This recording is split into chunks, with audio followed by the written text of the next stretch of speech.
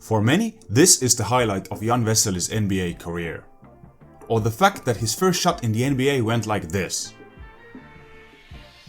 Or his interview during draft night when he was asked about being called the European Blake Griffin, to which Vesely responded, "I think Blake Griffin is the American Jan Vesely."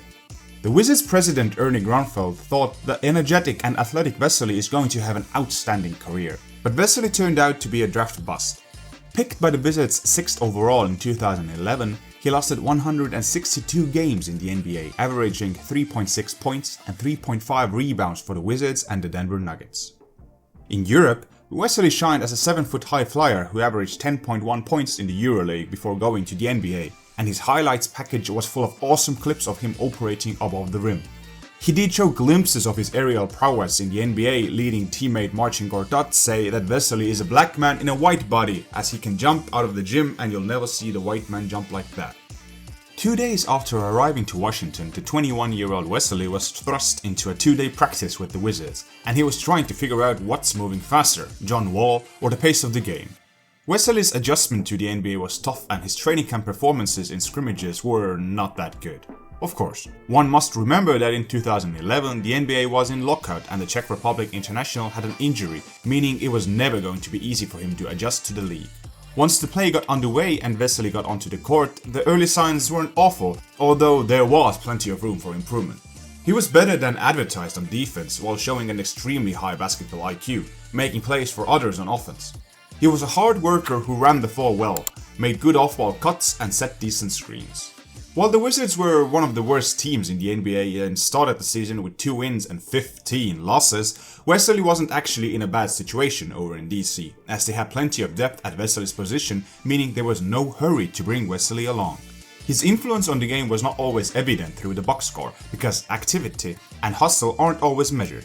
But he made his share of deflections, kept balls alive, and rarely gave up on plays. And the last bit really tells you the story of Vesely's NBA career. He tried very hard to be the player the Wizards wanted, but it just didn't work out.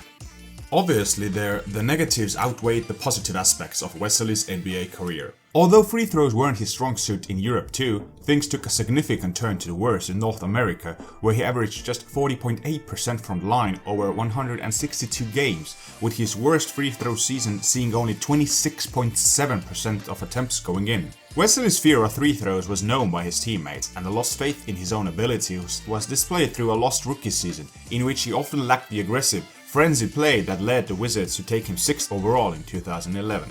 And it's not like the Wizards weren't trying to help him. Before his rookie season, they brought in the shooting consultant Jay Wolf for 3 days during the training camp. Also, the Wizards changed his shooting mechanics 3 times during his NBA time, which Vesely didn't like, citing players like Kevin Martin and Sean Marion. Vesely said, "It's not about the style, it's about the confidence." When asked what Vesely needed to focus on the offseason between his rookie and sophomore campaigns, coach Randy Whitman didn't hesitate to mention that the 6'11" big man had to worry about more than developing a constant shot. He needs to work on his head first, Whitman said. Vesely started out as a very limited and passive offensive player. He primarily scored in the paint and relied heavily on others creating for him, as most of his makes came off assists. It's interesting to note that Vesely made his first jumper around 3 months into his rookie season. In total, he made just 3 shots from 10 or more feet away from the basket in his first season.